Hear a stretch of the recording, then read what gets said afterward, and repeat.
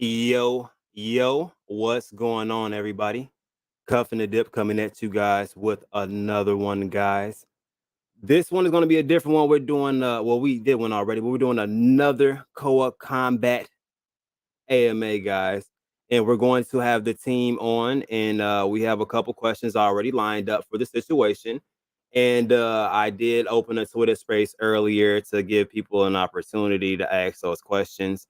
And I'm gonna, since I'm on a little bit earlier, also, I'm gonna put out a couple posts and let people know that we are doing this so we can get the biggest crowd that we can for the situation, so we can get as much awareness for these questions out, so they don't have to be repeated over and over again, and then we don't have to keep representing the same information. You know what I mean? So we're gonna do what we can. Right now, I got Wolfie in the back.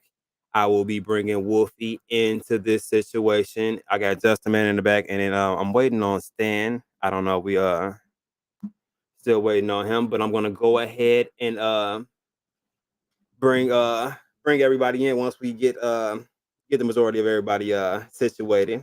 Let Wolfie get situated. Other than that, how's everybody doing today? Hopefully everybody's doing well. Hopefully everybody's doing well today. Okay, so let me go ahead and bring him in really quick, and we can chop it up until our main man Stan gets here. What's going on, Wolfie? How you feeling today? Hey, Cuff, how are you today? Pretty good, man. Can't complain myself, you know what I mean? I'm alive, I'm breathing, so it's a great day, man. So it is good. It is good. Yep. I So know Stan is trying to get in. he's I know he's mobile today, so okay. So no problem. So try to give him a couple seconds. In the meantime, in between time, just the man, what's going on? How you feeling today? What's good, brother? How you doing? Wolfie, how you doing, sir? good. How are you? Man, doing well, brother, doing well. Yep. And we got another surprise guest joining us. We all know and love him. What's going on, Coke Zero? How you feeling today? How you doing, my man? How you doing, Mr. Wolfie? How you doing, brother? Oscar, what you doing? I like your glasses. Most definitely.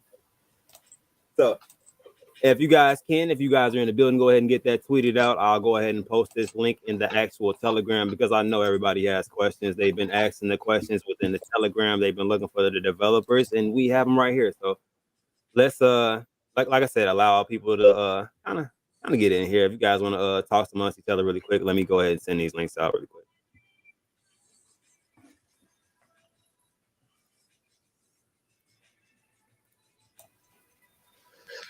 Let's see who we got in the building so far. Miss Christine, how you doing? Courtney in the building, and Paul so far. Man, there we go.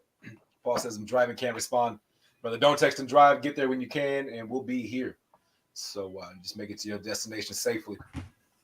But yeah, if you would share the post that Cuff is about to make, that we can get it out there. The more people we have, the better. So if we can spread the news, spread the news that we got the AMA with Koa Combat. Yeah, I think a lot of people might have been thinking it's going to be at my normal time. Everybody's used to me coming on at 9. I'm telling you. Came on a little bit earlier just so we can probably get a little bit more of a crowd and a little bit more information, so people aren't worried about it being too late. What time zone are you, Cuff? Central time. Okay, I'm Eastern time here around DC.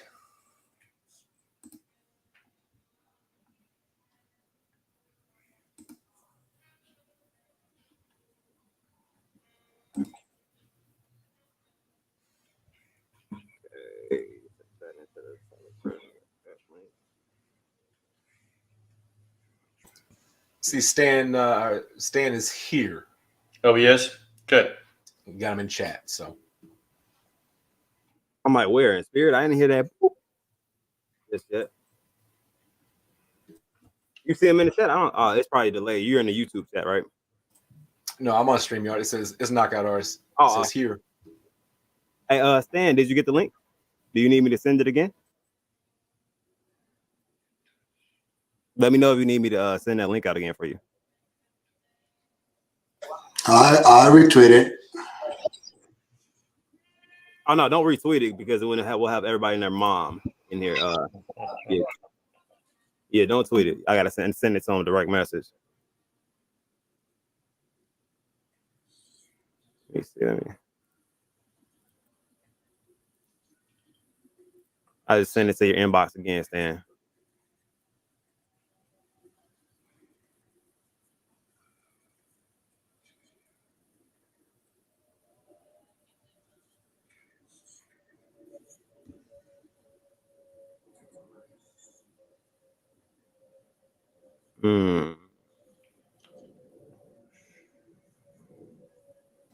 If you'll give me 1 second, I'll be right back, brother.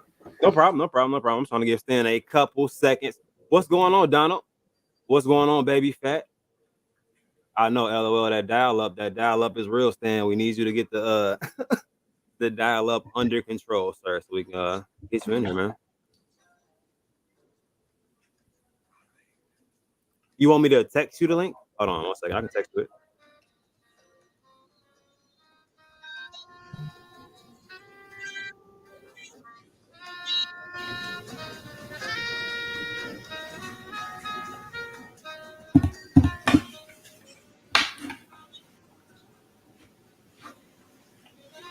Let me text him. Thank God. Sorry. He's having a little bit of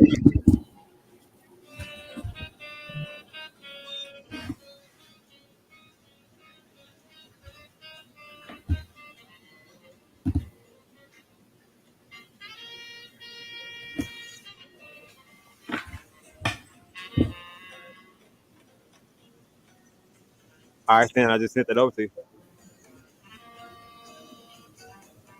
Got that text over, so we should get Stan in here quite soon, guys. I text that link out. If you guys, like I said, if you guys can research today, let people know that we are in the building, and then we'll start our questions when we get Stan here.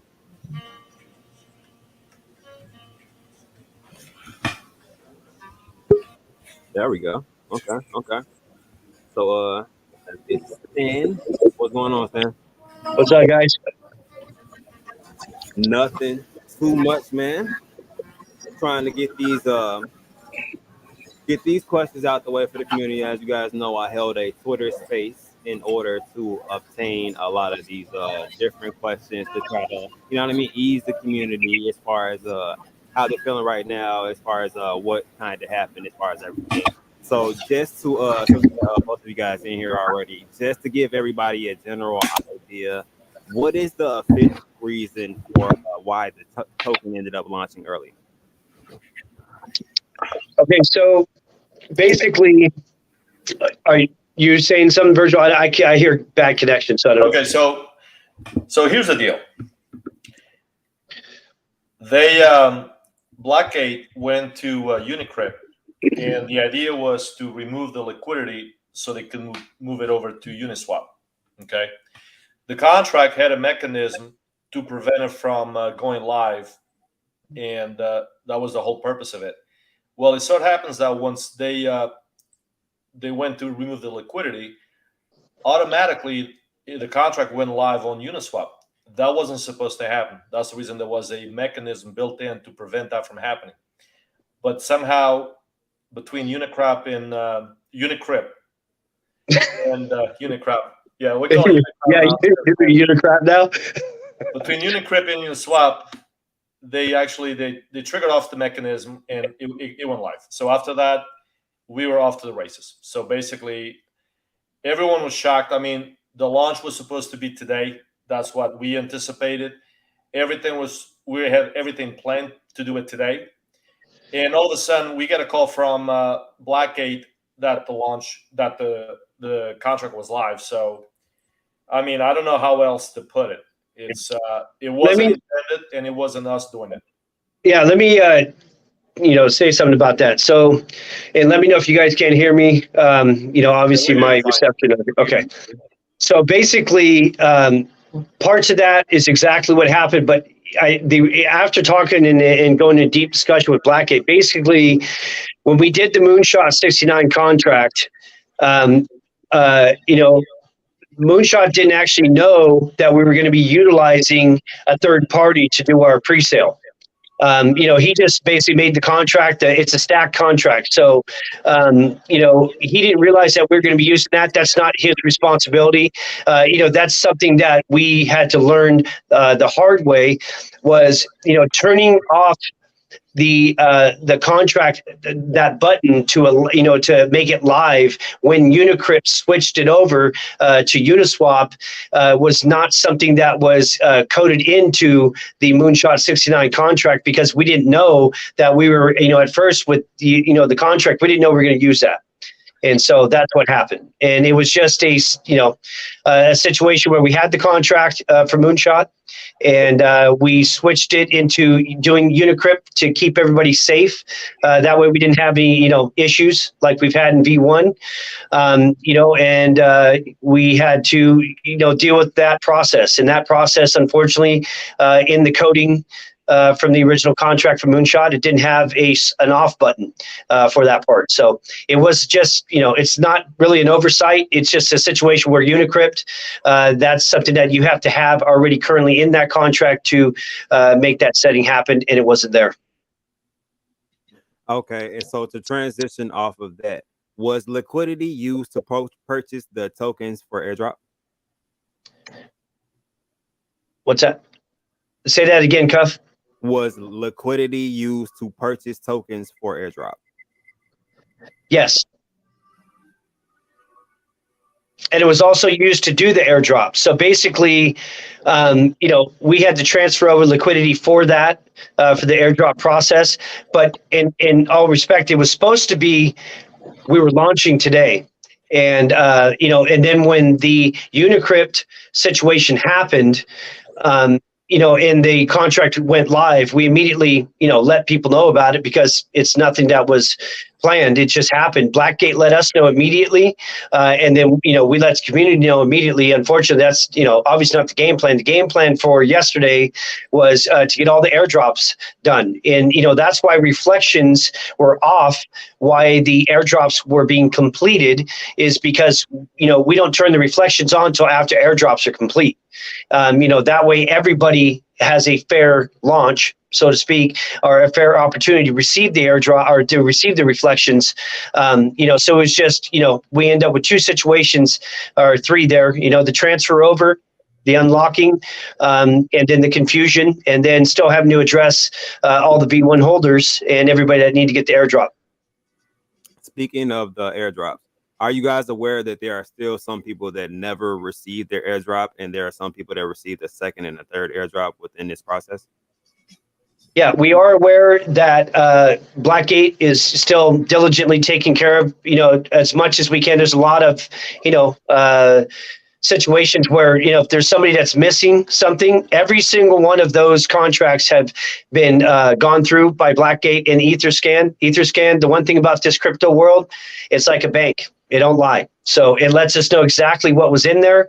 If there's something that is a discrepancy or somebody has an issue with that, we've done the airdrops that we know of at this point.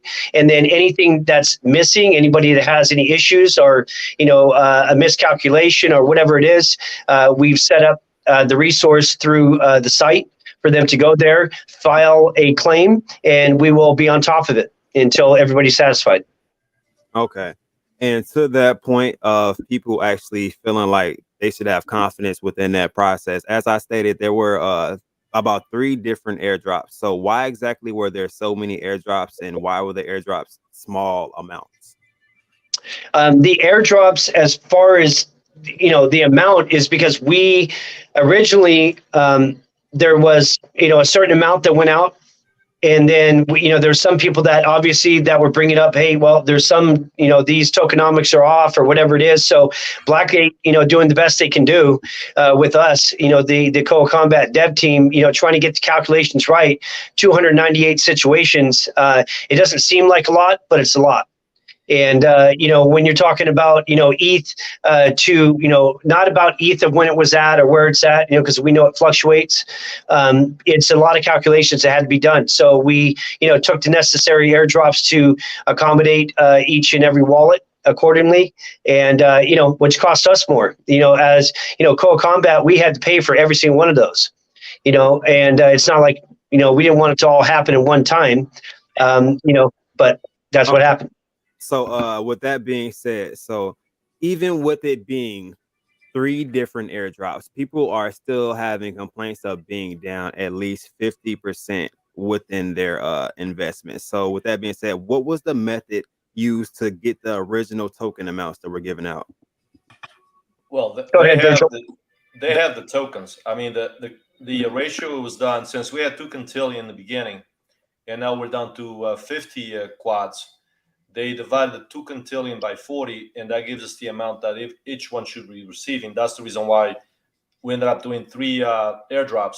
So now the people have the tokens. Obviously, the price is lower. I mean, and so the tokens are there.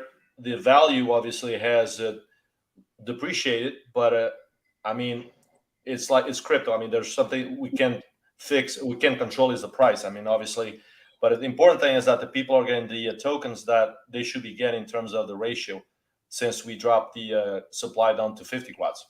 Okay, and just to go off of that point, so pretty much you guys are saying that there was some type of method in place and the correct ratio of token was given as far as percentages. So if that was the case as far as percentages, and you did have methods in place to actually do that, why was it the case that some people actually got an overage of tokens and some people actually ended up with an abundance, a large amount less than what they originally invested? It feels like dollar-wise.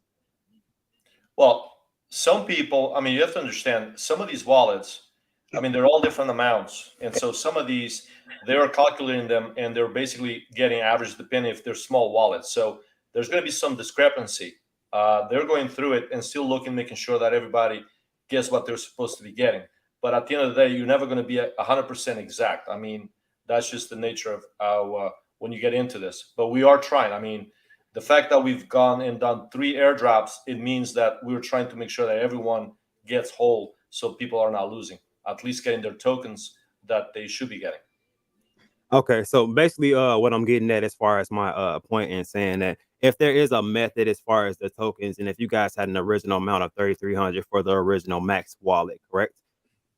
Just so we all on the same page, it was like 3,300 for the original max wallet as far as a pre-sale. So there were a couple of different variations between people who had pre-sale wallets that actually compared, that said there was one that had like 100 trillion or 100 trillion plus, and then there was another one that had closer to like, I think like 20 or 15 or something along that range.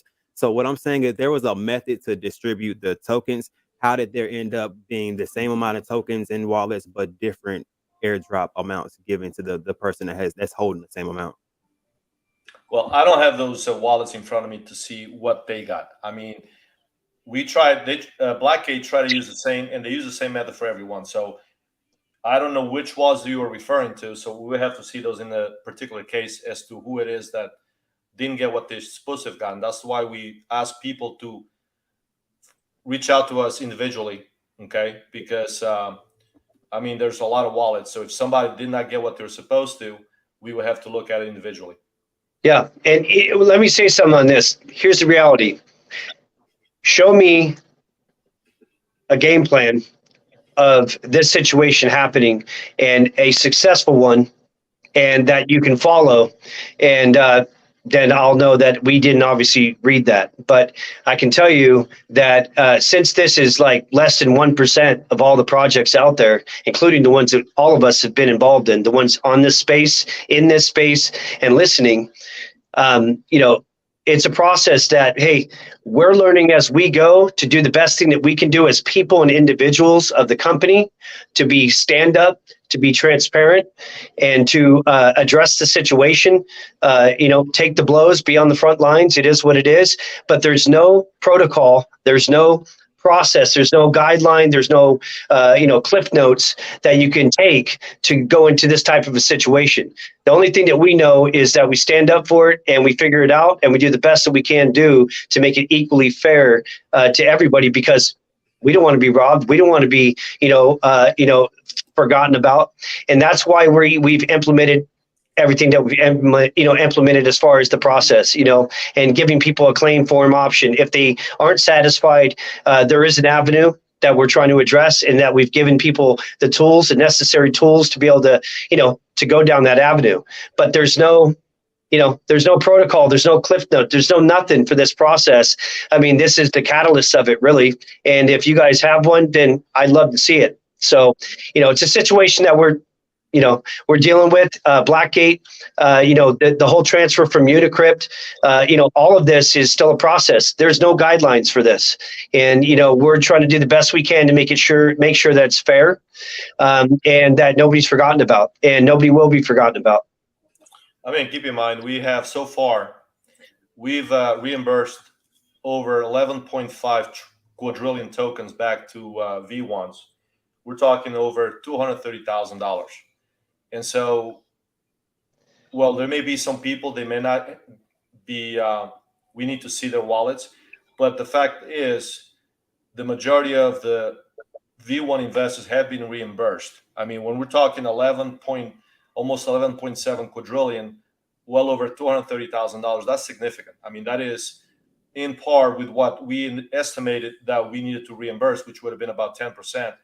And so we are there. So now it's just a matter of, I'm not going to say that maybe someone got more than they should have, and maybe someone didn't get as much. We'll have to look at it.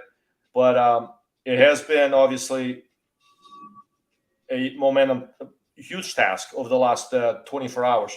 So we're working through it. The fact is, we're being very transparent, trying to do whatever we can to appease everyone. So we also need the community to work with us, because let's just be frank here. We are doing this, and not a whole lot of projects out there actually would do this. So we are trying our best to make sure everyone gets whole. So that's why we're working through it. The majority of the investors have been made whole. So the few that we need to work with, we'll do that as well. So that's what needs to be clear here. Okay. So basically, when some people were doing calculations and a question was brought up within the Twitter space, people were asking, were the calculations that were done on V1 and V2 different as far as the token calculations, as far as to get to the amounts? And just to transition, originally, people were also wondering, why was the original plan of giving the investors their dollar amount they invested into the project back? Why did that plan change? Because on a recorded Twitter space, it's stated that you guys said that the dollar amount would be given back, not the percentage of tokens. Which, of course, if you no, you can go ahead. Go ahead, Stan. Yeah, right now, you're only thing, Cuff, you're asking two different questions, so I don't know which one. Can you go with the first part so I can, we can address that real quick? Sure. So basically, was there a different? I transitioned it because basically, was there a different method from the V1 calculation to the V2 calculation to give you guys the calculation of tokens that was given out, or did you guys use the same method? Well, here's the thing. The same method, there's no really, the same method is obviously ideal. I mean, for me to say that, but it's not reality. The reality is we're dealing with 2 quintillion as opposed to 50 quad. So we're dealing with different numbers, which one of them has a ton more zeros. And there's pretty much calculators that can't really figure out most of this. Now, I know there's people that come on and, they have the best case, or the best math, to figure this out. But, we are going based off the technical background of professionals that came up with the calculations to make it fair. And I believe the process to make it fair was technically done for, the same, whether it's the equation of V1 as it is to V2. But again, we're still dealing with something that hasn't been done. And to make it fair, and you're dealing with a live market, Ethereum, if it dropped to $1, then nobody would be talking about this right now. Because if they had $1 in Ethereum, and that's basically what it went to in V1, then, we $1 in tokens back? No. So basically, we have to try to find that happy medium. The happy medium is hard to find when you're dealing with, numbers this big. So on that question, yeah, I'd say it was probably the same calculation process, but, we're still dealing with something that has never been done. So we're doing our best to make sure that it's very transparent. Okay. And the second question was, why was the original plan of giving them their dollar amount versus the percentage of tokens they were holding deviated from? because here's the thing: when people buy the token, whether it's pre-sale, whatever it is, again, Etherscan goes live, so it's live. So it's or not Etherscan, Ethereum is live. So if you invest 3,000 and it goes down to a penny, it's only worth a penny now, but now you want the same 3,000 worth of our token or whatever it is, the project's tokens, no matter what project you're dealing with, there's going to be discrepancies, there's issues. And, when you're dealing with the live market, it's like, it's the stock market, but in crypto. And, I know that maybe our thought process is from our heart and from our mind, like we are in the front lines. We want to give people their money back. That's a no-brainer. That's never happened to me in any crypto project. I've been in this for a few years. So, I haven't even gotten tokens back. And number one, 3 days later, after, people lose money, you don't even hear from them. And it doesn't even matter. They're like, well, reach out to them, but it ain't going to matter. And we're not going to mention names because that's not what we're about. But the reality here is it's a tough process to deal with on all levels. From a business standpoint, we also just gave a huge chunk of our project and our business, to the V1 holders. But we did that because that's the right thing to do. And the right thing to do is, we're not looking at more profit. We could have easily just started a new name of token, done whatever, right? And, completely sidestepped all of this. But, we know we're coming into a shitstorm, so to speak. But, we're doing our best to make sure that we stand behind our holders. We stand behind the V1 holders and the future of the project. And, that's the process so far that worked. And whether it works the best, we don't know. We're just trying to get through it and make sure that we address every issue until it's resolved. Okay. Yeah, the only reason I asked that question is because, like I said, another question that came up within the Twitter spaces, you know what I mean? People were saying pretty much on the recorded Twitter spaces, you guys said that you guys want to give the dollar amount and not the token percentage. Yeah. People were looking at their token amount. Absolutely. If you do the calculations, some of them were the correct percentage of tokens that it was versus the first one. It's not the dollar amount, which is exactly what was stated as far as what was going to be given back to everybody. And that's what they felt like as a community was right. Right. But when we spoke to Blackgate and they spent the time to figure out what was the best way to do this, they came to the conclusion that it would not make sense to do it that way, that the way to do it would have to do it, take the ratio based on the amount that was, given the fact that the supply is now 50 quads, take that equation and then calculate the tokens so that people got the equivalence in tokens that they should have gotten, because prices are fluctuated depending on the market. So and you have 9 zeros and 12 zeros. So big difference.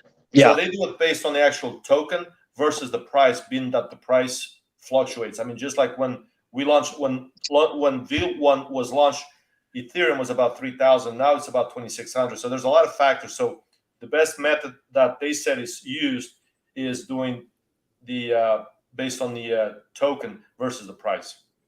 Yeah, and let me explain something too. So I know that Blackgate gets mentioned a lot here.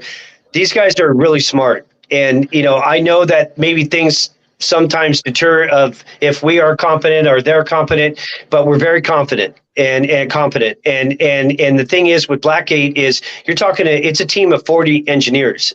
And myself, I was an engineer, fielding engineer, and I know what it takes to be an engineer. It's it's a lot of mathematical things, and you have to be smart. I mean, in reality, that's basically as plain as it gets. You got to be smart.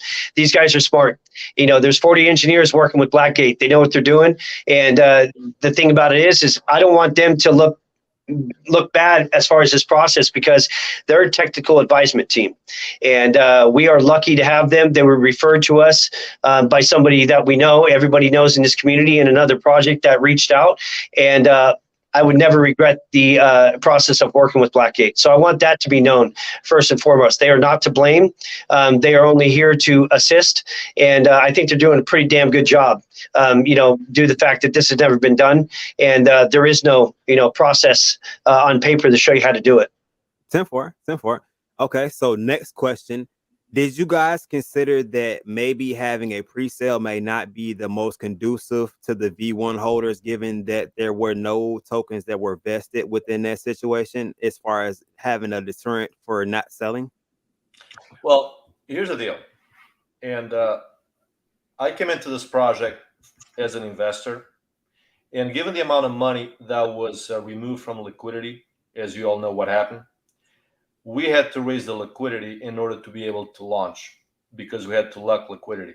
So the two options that we had here were do a private sale and bring in a few investors and provide huge amounts of liquidity, which would be reflected in their wallet size, or try to make it a fair launch for everyone so that people had an opportunity to get in. And so at the pre-sale price. And so we felt that would allow us to get just enough liquidity to launch the project, reimburse V1 investors, and try to keep it so that it would be equal to everyone. That's the reason why we went ahead and did the pre-sale, open pre-sale, as opposed to a private sale to just a few investors. Okay. So with that being said, why were none of the tokens vested from the from the pre-sale then? You know what I mean? Just to secure that they wouldn't be able to, if they wanted to, just to dump the whole bag, just so the project has some type of floor and something to stand on. Yeah, and basically when you go through Unicrypt, it locks that liquidity for a year minimum to stabilize the foundation. This is a big project. It's one of the largest, if not the largest. I'll let Just Moonshot talk about that, but contract that Moonshot's ever done. So I'm not going to say it's the largest. He's got to speak on that. But from my understanding, it's a big project, and it needs a big foundation. Any big tree of success is going to need some good strong roots, and that's the only way to do it. Especially after what happened in V1. When we were blindsided. So we had to make sure that we had a solid foundation to catalyst off. Well, you have to understand also that real quick. I think we might be mixed up real quick, Stan. I'm saying, like, why? Let me answer that. Okay. The pre-sale that we launched, it wasn't a private pre-sale. It was open to everyone. So every investor from V1, they were allowed to go into the pre-sale and also buy tokens from the pre-sale. It's not that we only had a selected few people that we chose to allow for the pre-sale. Everyone was allowed to. So that's the reason why we felt that it wouldn't be fair for us to lock the pre-sale wallets, considering that it was open to anyone. And so it would have been the case that if we had done so, we would have pre-sale investors going, the V1 investors going into the pre-sale, and then they would complain saying, well, it's not fair that you guys are not locking our wallets. So it was open to the public. And so that's why we felt that we wouldn't have to lock their wallets. Now, keep in mind, the plan was to have everyone reimbursed before launch, which would have been today. But given the circumstances, that didn't happen. So that's where things catapult to this level, because at launch today, everyone would have been able to have their wallets and not be restricted. So that's basically, those are the consequences of what happened. So that's what we're trying to deal with. So, but yeah, that was the reason why they weren't locked, because we didn't want to lock any wallets if it was a public sale. Well, it's not a point of blocking the entire wallet. Most people do is they hold like a third of the tokens or something like that. And if you sell within like a week or something like that, which gives you enough time to at least launch and have a little bit of stability to the project. So it's pretty much, if you want to get in a pre-sale, a stipulation to getting in my pre-sale is you're going to hold these tokens and you're not going to sell for a week. If you're not willing to do that, that means that you kind of wanted to get into the pre-sale just to dump anyway. You know what I mean? And that's not what you're looking for. It goes like this. You're done. You're doomed if you do. You're doomed if you don't.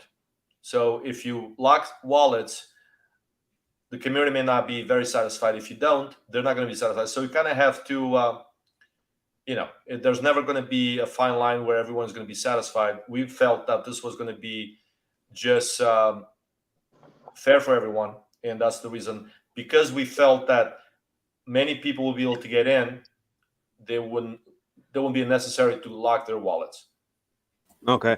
And though, like I said, the only reason that I asked was specifically just for the reasoning of people getting in the V1 if they did plan to hold long term or whatever it is.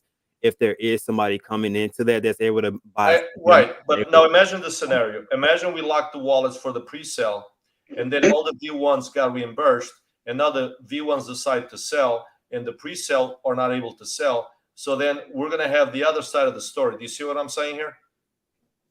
Oh, why? It's a catch-22. Of course, but you still, you still have the situation to where, you know what I mean. Just people just wanted some type of security to it. That's really what it boiled down to. But I understand your perspective. Well, liquidity's hard to, we have the liquidity locked on Unis. It's locked. I mean, In Unicrypt.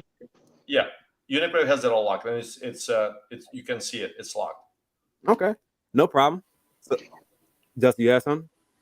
Yeah, I think if it's a pre-sale, if it's a public pre-sale, wouldn't those people be able to, if they're going into signing that pre-sale, they would be able to they would know going into it that they would have to hold those tokens for a week or whatever that token, however long that period would be. So they would know going into it. So that's kind of my question. Yeah, kind of what you putting. You're putting the risk on. I mean, crypto, like you said, is volatile. So if you're willing to take those big gains from being in a pre-sale, you know what I mean, you should be able to hold it for at least a week. That shouldn't be a hard thing, you know what I mean? And that kind of presents the floor, which is kind of like what I was saying. But and if they're not able to do that, then they can get in at launch time. Yeah, and we actually, prior to all this happening, when I put the stop, when I think even Cuff and I were talking about this around 6 that night when we were just in an AMA, and then we got blindsided by the situation that happened. When we put a stop to this, the whole thing about the pre-sale is we planned on anybody that was in pre-sale, they would be, getting a bonus amount of tokens, whether, whatever it is, just a random bonus, just a little bit of tokens, if they would hold for a week, allowing everybody, that opportunity to where it's not like you just launched a project, everybody dumps, and that's what it is. So, it's just a process that we tried to implement those things. And then we ran into, obviously, the first issue when we noticed the reflections were off. So there was things that we had set in place for strategy to make people hold. But ultimately, it's you can have your best friend next to you and say they're going to hold. But at the end of the day, when people see money, this is, it's investing. They're going to sell, they're going to hold, they're going to do what they want to do. You don't control their life. Even if you try to get the respect of, please hold for the project, at the end of the day, money changes things. Right. But if they don't, you could blacklist their wallet and burn the remaining amount. Like if they break the rule. Yeah. But I think that's, I have to know a whole other ball of worms. You know what I mean? No, you know what I mean? That I feel like we'll stay in the present right now, because that would have had to be something that was already done in the past. Yeah, we're already to this point now. So let me go ahead and transition to my next question. So why was the chart not stopped, or at least taxes raised to stop or prevent sales or purchases to prevent further loss for those without airdrops and those V1 people? What? Say that. So why was the chart non-stop for what? Once you guys realized that the chart was actually launched, why was live trading not stopped and/or taxes raised to deter purchases and/or sales to prevent further loss for people who did not get their airdrops yet? Well, because the Unicrypt, they're the ones who actually unlocked it when they sent it over to Uniswap. So there was no stopping it. There's nothing we could do. We couldn't stop it. So there was no way to raise the tax. No, Blackgate could not stop the contract. No, we could not stop the contract. That's the problem. That was one thing that we asked. Trust me, that would have been the very first. Listen, Blackgate, number one, these guys, again, are not stupid. If they could have stopped it, I wouldn't even have gotten a call of, check it out, we got a problem, here's the problem. And, and then we addressed it to the community. If they could have stopped it, we wouldn't even be discussing this part. So just to stem off one of the other questions that I asked earlier. So you guys said you guys went off of the token amount, and it ended up kind of being off as far as ratios of money, and you guys having to do multiple different airdrops. So just out of curiosity, would it have been easier to do manual drops for the dollar amount that people actually purchase? I mean, I know they would get it at different times, but at least at that point in the chart, they would get that dollar amount that they originally spent from what they originally invested. Well, here's another thing: 298 people. Luckily I got it stopped at that before the bleeding got worse. But you're talking about a lot of manual drops, and even when people get the drop token, and there's still only a couple of them that haven't received it, or a couple of them that are having some issues. Maybe 50 or whatever it was. At beginning of the day. Imagine if it was manual.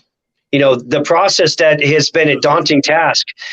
When you're talking about on social media and everything else, saying the project's this and that and this and that, no one's going to take care of me and this and whatever. Imagine if you're doing that manual. I know that there's a best case scenario when everybody's sitting at the dinner table, but when you're actually on the front line dealing with it, there's no guideline, there's no guidebook, there's no cliff note for this. So, we're dealing with it just as new as, even Blackgate and a lot of these professional companies that have been in crypto for a long time are dealing with it, and we're just doing the best we can do.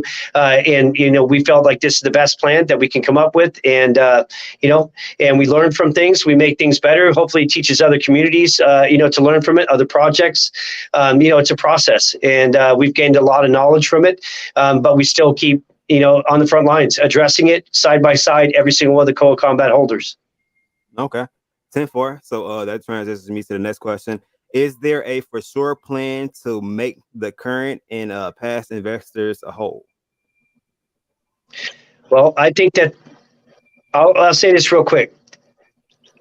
This project, this crypto and collaboration with Fight, and with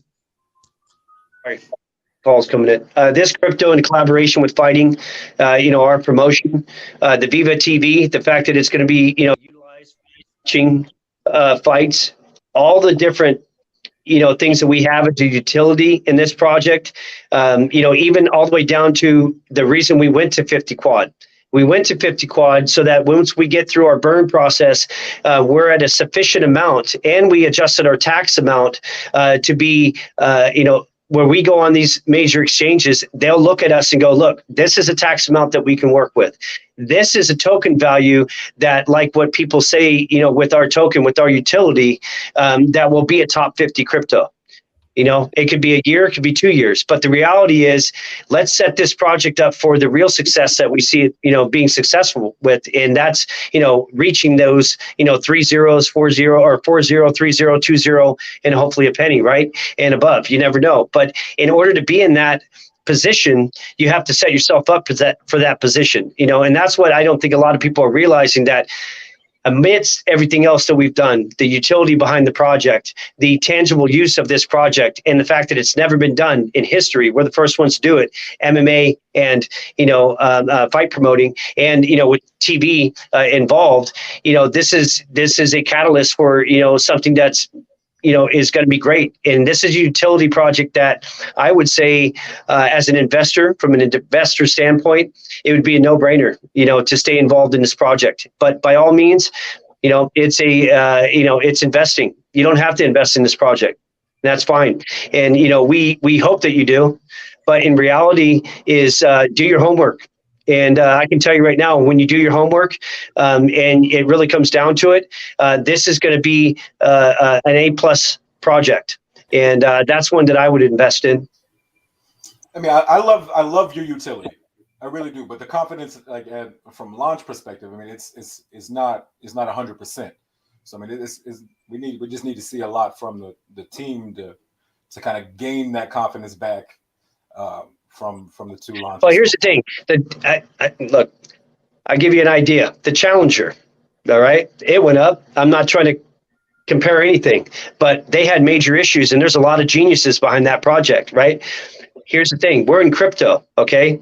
It's just an issue that obviously on launches don't go always as expected. And I'm pretty sure we've probably talked about a few major launches lately that have gone really bad, 10-fold, 100-fold than what this one did. This, to me, although it wasn't timely, it was a successful launch. And the fact that our contract, that Moonshot 69 contract, is working. The reflections are working. The project's working. The utility is beyond amazing. The gaming platform, the betting, everything that we're doing currently behind the scenes. Yeah, the launch, I mean, if I was looking at that launch, it would be like, well, damn, you know what I mean? They had the V1, they had issues. They had the, you know, launch here, they had some issues. But ultimately, does the wheel spin? Is it moving? Yes, it's moving. Is it functioning correctly? Yes, it is. Is it aired up tight? Yes, it is. So the project is moving. Whether the launch was as the way we wanted it to go, probably not, right? I think we'd all agree there. So we know we lose some confidence points, but when you look in the hindsight of the whole project itself, I would say this is a pretty damn good project. And I wouldn't, you know, I would be involved, you know, with it even if I wasn't the CEO. And, you know, in fight promoting, it's a lot easier for me. I can just throw fights. I don't have to do a crypto. You know, this is a project that we did not only for, you know, the fact that I love crypto. I think it's cool. You know, say Tom brought me into this whole thing and I never knew much about crypto. You know, I could just do fights and we don't have to do this, but that's not who I am. I want to do this because I believe in the project. I believe in my team and I believe in the future of the project. So yeah, some people are going to have second guesses and that's fine. Maybe this isn't the project for them and we're prepared to take that hit and it's unfortunate, but hopefully in 6 months from now, when they see the game, they see the interaction on TV, they see the fact that, you know, with our burns, you know, we've set people up for a financial freedom. Hopefully they can look at it and go, you know what? I think I'm going to get back into this project because, you know, this thing has the actual opportunity to really bust that 0.01, you know, or that, you know, 1 cent mark and go up from there. And that's the real future of this project. That's where we're going. We won't stop till we get there. And we're going to take the blows. And, you know, we're going to lose some people along the way. That's okay. It's unfortunate. And, you know, building confidence, we hope that you guys will see that. And that's all I can say. Virgil, you want to touch on it? Yeah. No, Stan, you're absolutely right. I mean, I honestly, guys, I have a business as it is. I didn't have to come into this project.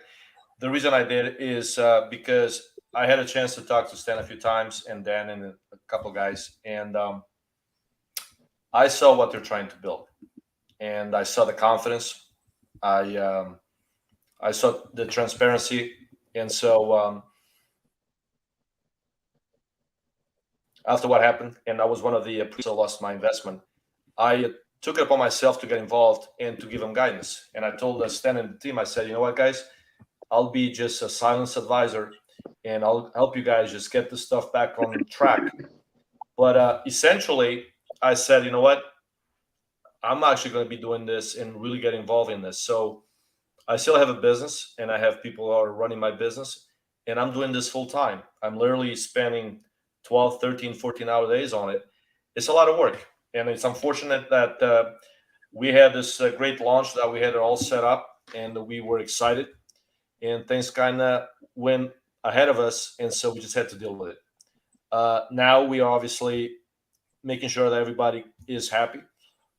But what I said to Stan today, and we talked about it, I said, hey, what happened. It's not going to derail where we're going. I mean, we got a lot going on. We have a lot of projects. We are going to be getting our news out there, not just here, but internationally. We're getting media coverage and social media companies to help us across the country. Why? Because this is MMA.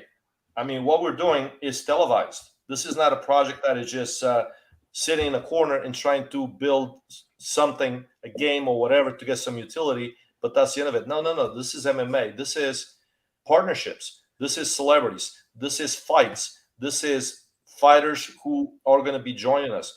This is the betting platform that we're going to be taking internationally.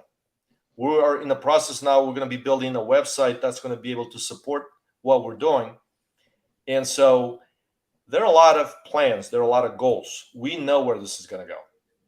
And it's not going to be easy, but guess what? That's how it is. And people, eventually, they're going to see it.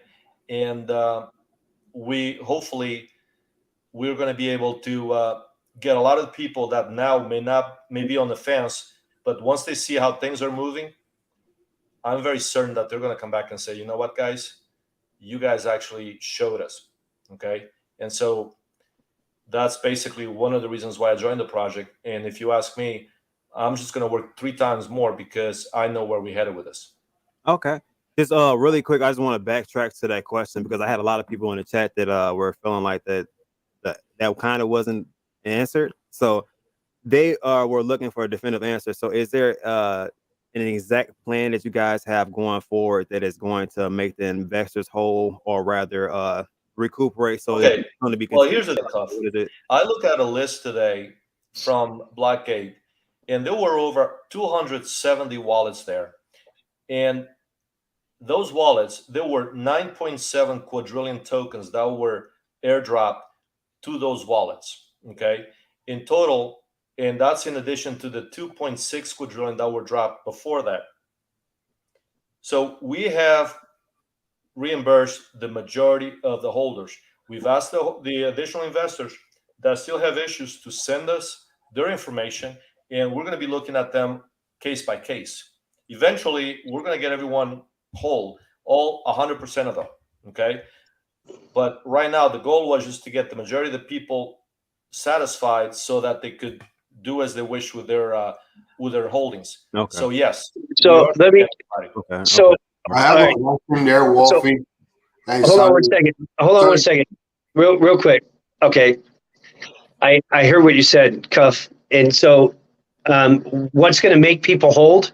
If it's not the utility and it's not everything that we're bringing to the table, I don't know what's going to make them hold. In reality, it's like, it's a no-brainer to me that you would want to hold this project, because we do it every day, all day, and there's a huge team that is beyond the devs that handle this.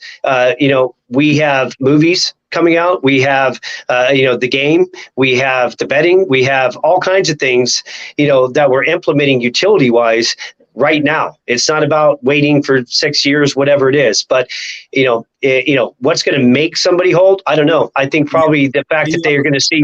I don't. Hold on. Let me finish. So I don't know what's going to make somebody hold, but I would say it's because if they're a real investor, then they are going to make a lot of money with this project. No, not financial advice, just let you know. But the other thing is, we are working on a burn program right now for investors.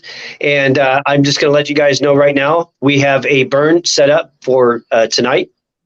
And we're going to be burning once a week for the next, until the end of the first quarter, until that's complete. So I think that's 5 weeks. Correct me if I'm wrong, Virgil.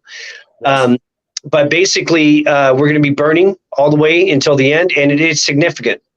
And because we know where the project's going, we want to make sure that, the current investors, the V1s, the V2s, everybody now V2, they can see that we're trying to get back in so many ways. And when we, Virgil touched lightly on the marketing, but I can tell you right now, this is a true game changer. There's no marketing out there that's doing what we're about to be doing and what we're currently working on.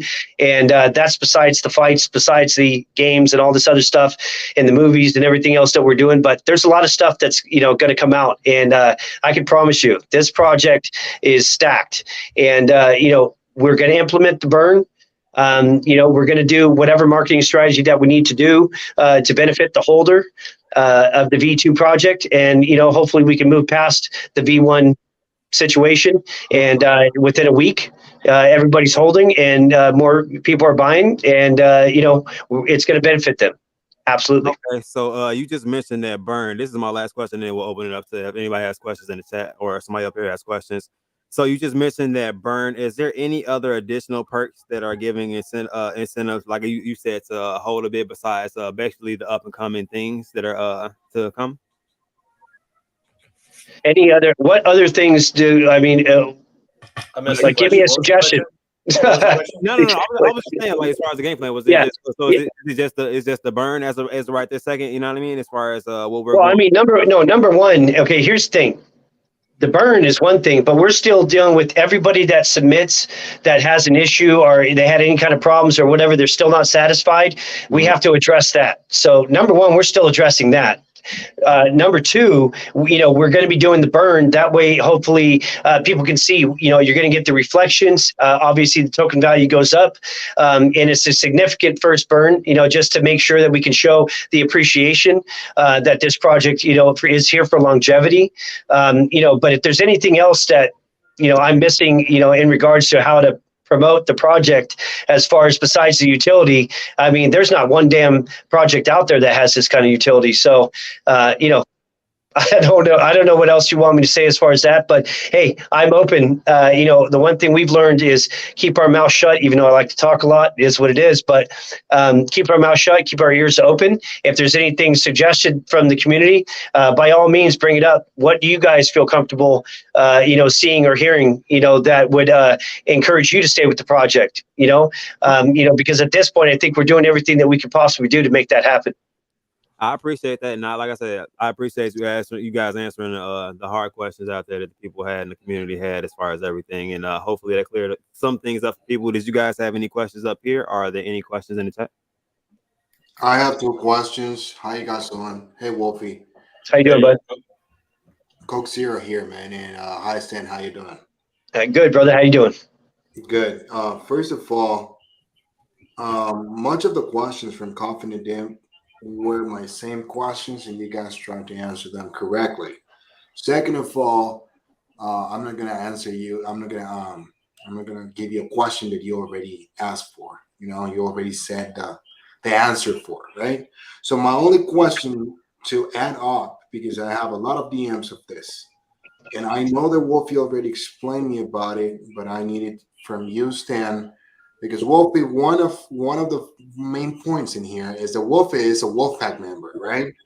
That's the first So am time I. I see you. Hold on, that's the first time I see you, and the only thing that I don't get the picture clear, okay? Because Wolfie is helping Koa Combat in full size, right? So who's the people behind the project? If it's Wolfie, you need to have an amazing dev team behind you as well as CEO. And if if Moonshot changed the contract, dude, I will tell you one thing. It was Moonshot only a change contract for V1 to V2, or is he involved in the token? Because the deal is that I will give you an example. A lot of DM says we need to know the amount of airdrops now that are coming to complete the bag from V1 to V2. Because there's a lot of wallets that you do have, like Wolfie said, and they're big. I can give you my example if you want, right? I only got trillions of one quad, like 20 trillions. So, and I don't want to fight you guys. You know why? Because I love the project. The project has some amazing fundamentals behind, amazing people behind. But V1 was a fucking mess. Sorry for the word. And then V2 supposedly was going to be an amazing thing because you have Blockgate, a recognized thing, right? And you have Moonshot, another guy that is wow. And if you see the last Moonshot token, he was launched on point. It was not about Unicrypt or Uniswap or anything of that. Nothing at all. It was just about what time are we launching? This time, not even 1 minute. Boom. And it happened. Why Koa Combat? After Coffin, after me, and after a lot of people, giving a lot of promotion to the token. And I did this because of Wolfie. Because I knew that he was behind you guys, now helping you guys to make this happen. So the reason that I'm telling you this, Stan, is the question about the holdings and the question about what's the fundamentals, what's behind and what's coming and this and that. Everything's cool. You cannot build a project from one day to another. You can fix and you can give solutions, right? And I think that Wolfie came into your project to give solutions, okay? But if we have 40 wallets, like Wolfie said, and you guys need to address one by one, do that quick. Because the thing here is that those wallets are the ones that lives on you. Those are the wallets. Hey, Coke, let me address you. Let me tell you something right now. If there's anybody in here that wants this to be fixed, I can tell right now it's Stan. All right. If it was up to Stan, he would give double. Okay. Because I'm saying this and I'm saying this seriously. This is the reason why I joined the project, because I know who I'm dealing with. It's a no bullshitter. It's a straight up guy. We speak on the phone every single day. In fact, I speak more to Stan than I speak to my own wife, and she's not happy with that. But that's what it takes. I mean, we're spending a It good. happens. Yesterday, I think I was on the phone with Stan for 3 hours. I got home, get inside the house, and I was still talking to Stan. And this guy is all over the place. This guy is doing a hell of a job. Okay, the team behind it, everyone is very capable, and we are spending every single day hours on the Zoom, and on basically we are in constant contact all day long. Coming into this project, guys, it's simple. There was an issue from the fact that we had to come into this project and have to give reimbursements back to people in V1. That is not a typical launch, obviously. And so the bottom line is this, and it's done, and I'll say it. What happened already happened. We can't fix it. The UniCrypt is now what it was supposed to happen. It's done. Okay, so we can cry a river here, and I understand it. I mean, that's just the way it is. All I can tell you guys is this. We have addressed the majority of the wallets. We have sent a huge amount of tokens back to investors, the V1s. And we are going to continue to address the ones that need to be addressed. But at the same time, I'm focusing on the project. We have a lot to do. We have a fight coming up in just a few weeks. We have a lot to do. And so my goal is simple. If we're going to protect this project, we have to make a good project. If we're going to help the investors, we got to make sure this project goes where it needs to go. So that's what it is. And the bottom line is, it's what it is, but I won't change the team. I won't change who I'm working with. Stan, I mean, I am just elated. I can tell you guys how excited I am for what's to come. And I can tell you, we are going to get there. And it's not going to be easy, but that's fine. I'm used to it. I've got 26 years working a business. Nothing is easy. But at the end of the day, getting it done, that's what matters. And the investors, I've always been a straight shooter with everyone. I've always been honest, open, and I don't like the bullshit. And I'll be the first one right now to say things didn't go as we planned. We had a different plan, and things just didn't go as we planned. Well, guess what? We're not hiding. We didn't spend 12 hours to do an AMA to put our faces out there and let people get questions asked. I was doing an AMA within 15, 20 minutes of what was happening. Okay, we're not hiding now. So bottom line is this. We're not going anywhere. The project is here to stay. I'm here to stay, and so is Stan, is everyone else. So we'll take care of the holders that need to be taken care of, and we are moving forward. There's too much stuff coming for this project. I am super excited, and I know everyone else is.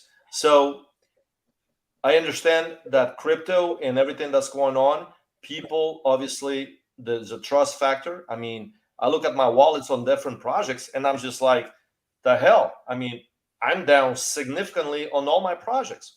The market is bearish market. So yes, it sucks. But you know what? The projects that I believe in, I'm not selling. I'm buying. I'm holding because I know what's coming. And this is a project that if I'm going to buy into a project, it's this one, personally. Okay? Because I have been rug pulled. I've lost a lot of money. Okay? I've got into projects that didn't go anywhere. But this project here, I figure this. If I'm going to rug pull myself, it's myself getting rug pulled because I'm doing it. Okay? So I'm going to invest in this project. And this is the reason I got involved. I wanted to get involved into a project that I believed in, that I could control, be part of a team, and know that I'm investing into something that I trust, something that I can put my money into. And this is a project that I believe in. Okay, so having said that, we just launched. It's been a day, so give us some time. Okay. Okay. Sounds So, right. no, but real quick, I want to say something. So, in regards to what you said was, the moonshot contract, right? Like that, I get it. But here's the thing: the moonshot contract didn't have $208,000 stolen from them on the first day, and have a situation where like I did, have to address it and stop it before it turned into $2 million. So yeah, I know we all want it to go like that. We get it. But here's the problem: is it's not moonshot. That has nothing to do with their contract, has nothing to do with Blackgate. It had to do with the fact that we, as Koa Combat, had a $250,000 stolen from us and from our community, from our business. Okay. So we addressed it, and to keep it safe and to make sure that we made sure that there's no possible issue of having anything come in, regardless of the Moonshot contract, which is extraordinary. We're stoked. We can't be happier to have that opportunity. And Blackgate on board. We had to make sure that what happened the first time, $250,000 gone, is never going to happen again. And how are we going to do that? We're going to go with a third party that was referred to us. That third party runs the the pre-launch. They get it done. They lock it up. They make sure everybody's safe. Now, regardless of how we didn't want to launch yesterday, it had nothing to do with not wanting to go. Okay, so the biggest thing about this is we need to make sure that the project does not ever have a situation happen like what happened the first time, or we wouldn't be talking about this right now. You know what I mean? That's where it's at. Oh, really good, guys. And well, let's continue grinding then. Let's continue doing this. Just I just need to know how many more airdrops are coming to complete the bag from V1 and from V2. That's it. I don't want to know anything else. And if it will take a month, it will take a month. If it will take 2 months, it will take 2 months. I don't care the time. Just We need, bottom line is this. that you have in your head. Considering that, as far as we know, we have gone and done the airdrops. Anyone who may not have one, they need to come forward and they have to tell us, and we have to address each one individually. I'll simple it. To do It's going to take as long as it takes until every single person's been repaid and they're confident with their investment.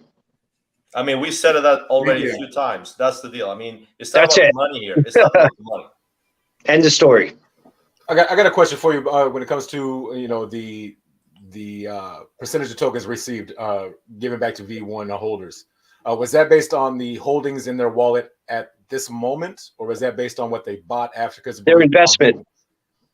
Okay.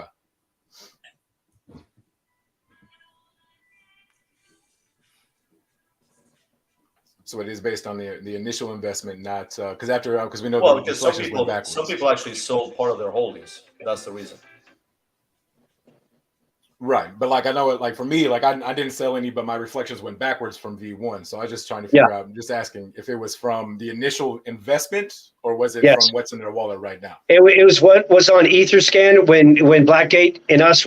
They ran through it. The computers go through it. They see every single transaction. If they bought, sold, if they sold and rebought, whatever it is, they do the exact numbers to get to the closest ratio for us to recover that wallet. If there's some coming back, or if they sold off and they don't get any back, or whatever it is. So a lot of different calculations went into it, but it was based off the investment.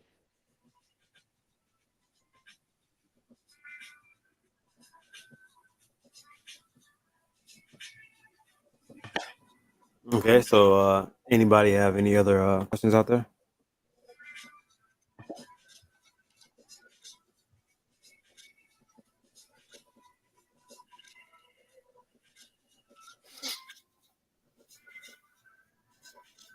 Speak now or forever hold your peace. Yeah, so if they do go through the claim process, do we have like a rough guess on how long that would take to maybe hear something back?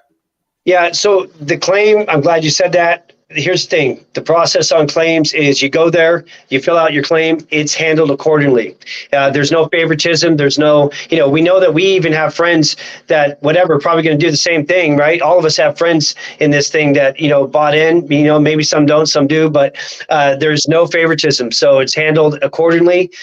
We give a list over to Blackgate. Once we get to a certain number, we give that list, and then, it fills up again, whatever it is, until every single claim has been handled. But this claim thing is never going to be taken down. This is going to be a resource for all the future holders, the current holders, to always be able to address anything. That way, not saying that anything like this is ever going to happen again, but it's just any situation. If they just have a question, if there's something there, they have a concern, or if they have an idea, or, if they're not happy with the process of, how the game works, or whatever it is, the betting platform, if there's a new spin they want to put on it. That claim thing is going to be there to stay. And we want to make sure we interact with our holders forever.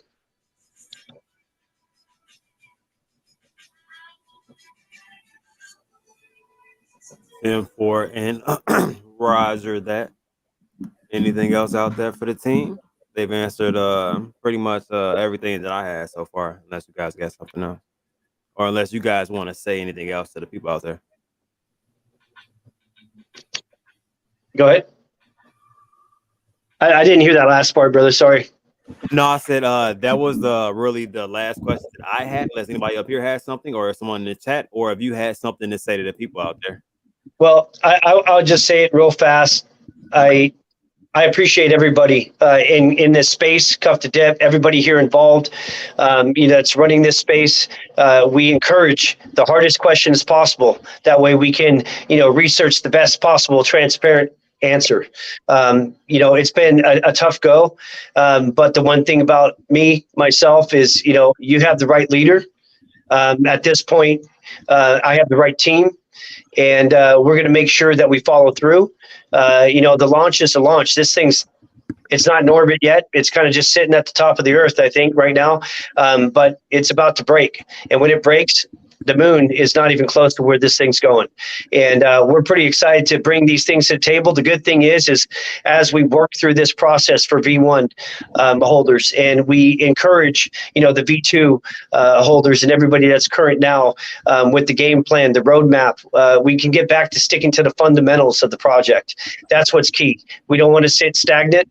We have some great things planned. We have some great things that we're currently working on. Besides the marketing scheme and the gaming and all this other stuff, there's some pretty crazy things that have never been done, and we get to be the catalyst of this process with MMA and with fight promotion. So we're super excited to have this opportunity.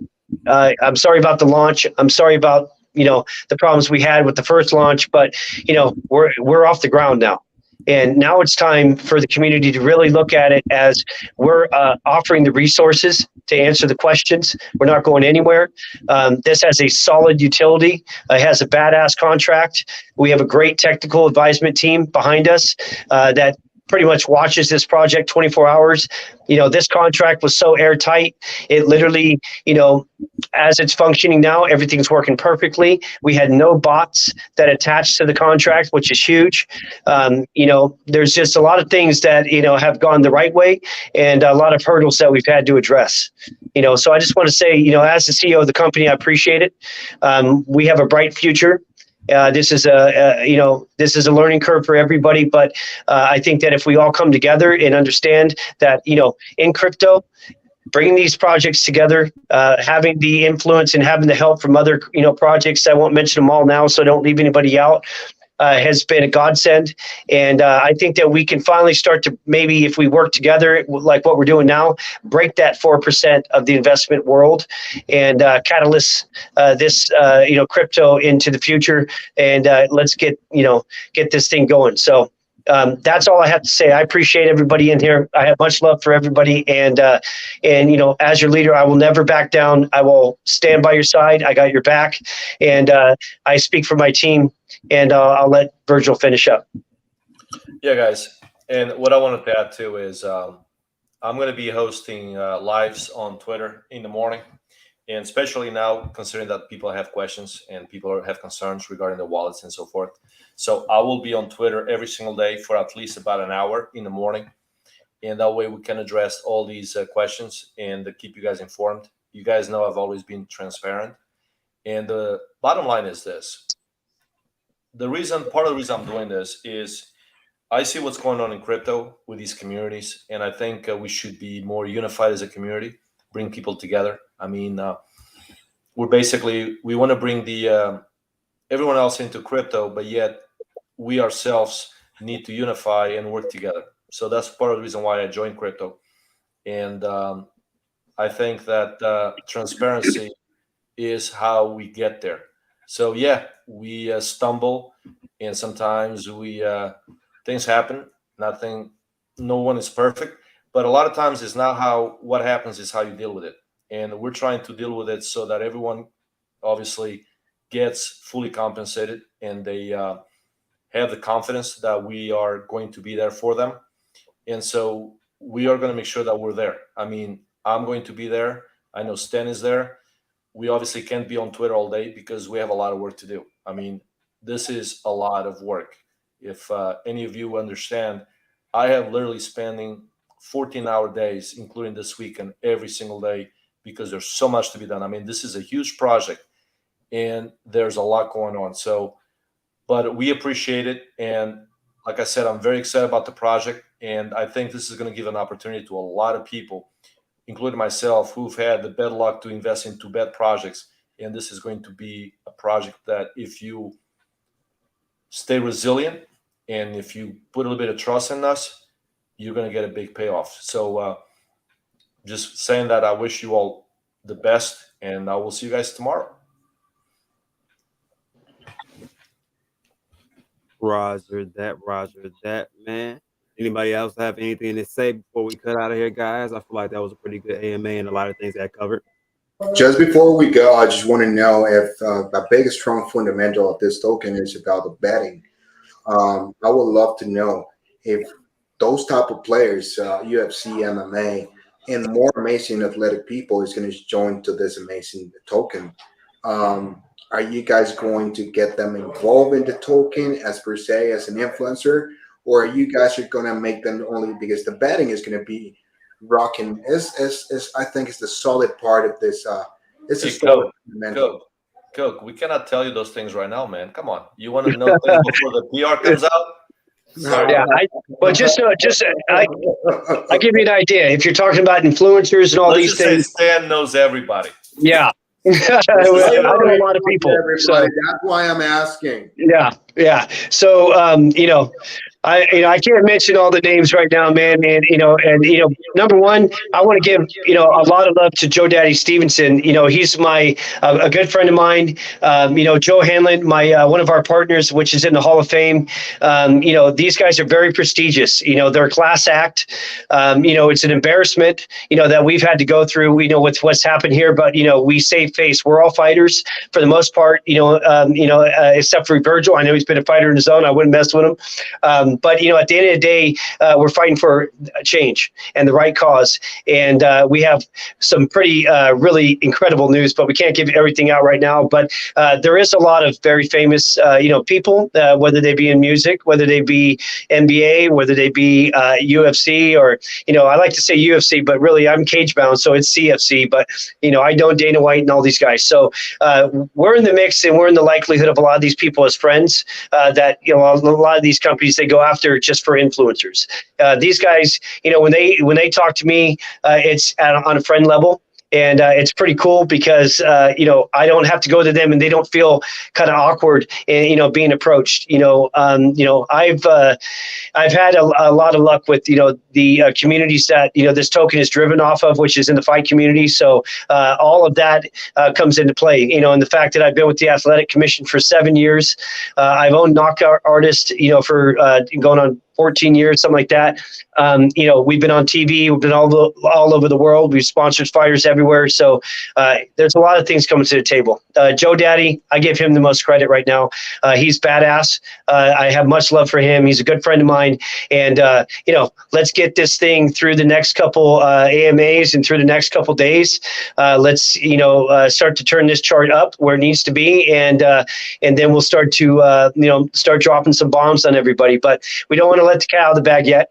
And I know Virgil is, eager, and I know I'm eager, and the rest of the team is. So, what I want to say too is this: we had contemplated whether we're going to go. Let's say, I know we have the crypto expo in Dubai, and we talked about it. And here's the reality of things: this is home. Okay, this is where we need to build our base. We have a lot of fans here, and once we are all over the US, which we will be, we're going to let the other people come to us. Okay. And eventually we're going to be all over the world. All right. So we don't want to go and try to reach elsewhere when this is where we need to build our base and reach our fans here. And so we are going to do everything that we can here and eventually is going to go overseas. And once the betting platform comes live, remember, people can bet from all over the world. So this is going to be amazing. I mean, I'm not saying it because I'm in a project. I mean, remember, I'm an investor just like everyone else, but I saw the potential. And as a businessman, maybe I saw something else there. Okay. So that's what I got involved. And that's the reason also I felt that this is a project that needed to go forward. Sometimes there are projects that, despite the fact that something happens and they fall to their knees, if it's a project that you really think that it has a shot to be something huge, you can't just let it die. You have to make sure that it goes and reaches its potential. This is one of those projects. I mean, what other projects out there is MMA project? I mean, none. We are not competing with anyone. So that's the reason why we need to make it a great project. And with a team behind it, myself included, we're not going to sleep until we're where we want to be. And that's just it. I mean, as long as it takes, it's a process. We just started. We are just starting. This is not a race. This is a marathon. So with that said, that's really all I want to say. Okay, Roger that. Okay, so I guess we don't have any other questions. We've held you guys hostage enough time here, guys. That's good. Anytime. That's good. I appreciate you guys, like I said, answering some of the hard questions there. You know what I mean? I know all the questions are not pleasant. You know what I mean? This is not a pleasant situation. Nobody wants to be going through it. I'm sure you guys don't want to be going through this situation. Well, actually, Coffin, I'll tell you what, it's, to me personally, it's fine. I mean, I do this every single day. It's part of my job. I mean, this is literally not very, I've had really tough meetings, and sometimes you have to answer to just like I would expect and appreciate that someone came and answered to my concerns and my questions. And so what I want to say from my experience is this: sometimes things don't go as we plan. I say that as a contractor. We do multi-million-dollar projects, and sometimes shit happens. I mean, sometimes you expect something to happen and it doesn't. I mean, there's setbacks, delays, and we have to deal with people that they are heavily invested into the project, and they come to us and say, why isn't this done? Why are we delayed? And at the end of the day, you just have to go the extra mile. And personally, I'm used to it. I've been doing it for many, many years, and this is no different. So despite that this is crypto, I'm in this from a business standpoint, restructuring this project. And this is what I do. This is what I'm good at. So personally, this is needed. And I like to have a healthy conversation and face consequences and face reality and face the truth. Bottom line, I may not appease everyone. I may not answer everyone's questions, but guess what, guys? You need to know this. We are doing it to make sure that this is done right. And sometimes the process is a dirty process, but at the end of the day, if we get where we want to go, that's what matters. And so that's what everyone needs to understand, that they may have to wait and be patient, and we appreciate your patience. But at the end of the day, where we headed, we're going to take you guys with us. And that's what's matter. And that's what's important, because then we all can be successful. So just hang in there, guys. We just started. Let us get this done, and you'll see how things are going to change going forward. Most definitely. And like I said, definitely appreciate you guys, appreciate the time, appreciate you guys answering the questions and all of the questions that were up here, because like you said, that's important to get the concerns out there for the people and really get that wrapped up. And I feel like this video covered a lot of different things that people were kind of saying in the Twitter spaces and the Telegram that they really didn't have answers to. So they can really refer back to this video and go through a couple of different, a couple of different questions that we had. So like I said, no other questions I'm seeing out there. So you guys enjoy the rest of your night. And right. We're going to get out of here, guys. Thank you, Kof. Thank you, Oscar. Thank you, Justin. Thanks, brother. Thanks, guys. Love All you. right. Love your community. All right. Indeed. Bye. All right, we're out of here. You guys keep cuffing that dip, guys.